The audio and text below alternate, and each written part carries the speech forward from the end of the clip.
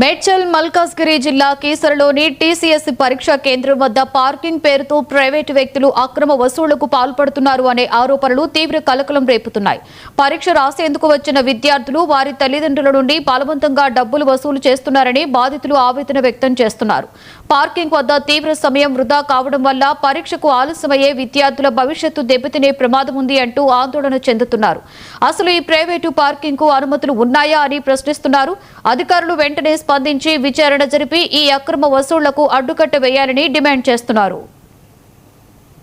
Exam రాయడానికి తీసుకొచ్చాను. మా వైఫ్ ఎపిటెట్ ఎగ్జామ్ రాయడానికి తీసుకొచ్చాను. మాకు గూగుల్ మ్యాప్ కూడా కొంచెం కన్ఫ్యూజ్ అయింది. కొంచెం ఒక 3 కిలోమీటర్లు అటు వెళ్ళి వచ్చేటప్పుడు అప్పటికే 9:15 అయిపోయింది.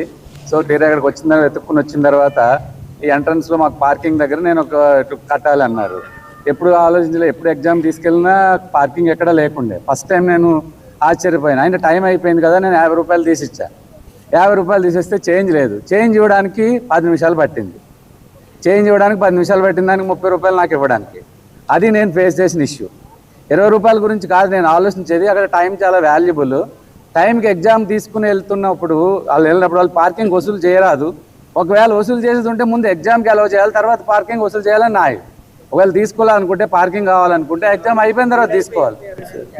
ముగ్గురు అలాగే పాపం వాళ్ళు లేట్గా అయింది. పార్కింగ్ ఇష్యూ వల్ల వాళ్ళకి లేట్ అయింది. ఒక ముగ్గురు వెనక్కి కూడా వెళ్ళిపోయారు ఏడ్చుకుంటారు. మా వైఫ్ మంత్రి సంధ్యారాణి, మాజీ పిఎస్